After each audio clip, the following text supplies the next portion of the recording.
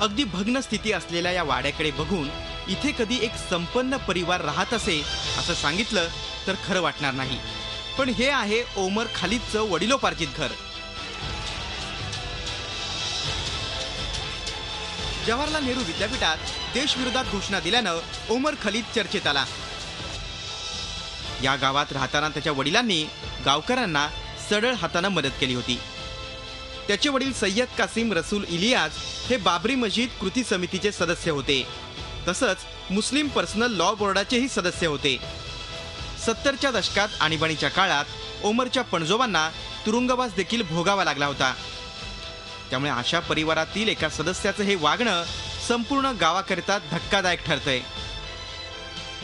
आम्हाला वाईट वाटत आहे आणि आम्हाला हे वाटत आहे की बा ज्या लोकांनी एवढी मोठी म्हणजे एक बलिदान दिले, देशासाठी जे लोक लढले आणि जे समाजासाठी काहीतरी करत आहे आणि करण्याची त्यांची भावना आहे, त्यांच्या परिवारातील एक मुलगा जर असा करत असेल ते एक म्हणजे शर्मेची गोष्ट आहे. सुमारे 30 वर्षांआधी ओमरचे वडील सय्यद कासिम यांनी हे गाव सोडलं आणि ते दिल्लीला स्थायिक झाले.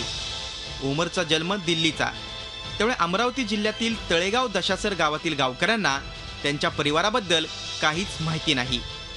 आज या गावात त्यांचा एकही नातेवाईक राहत नाही.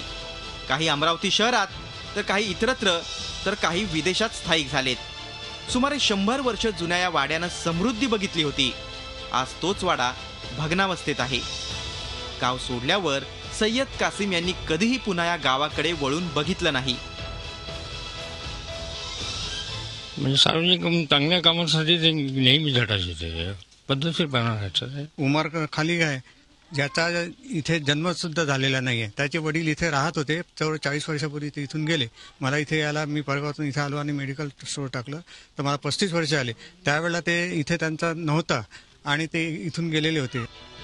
सामाजिक वारसा जपलेल्या एका कुटुंबाच्या सदस्यानं आज देशविरोधी कारवाया कराव्यात याचा खेद तळेगाव दशासरच्या गावकऱ्यांना आहे.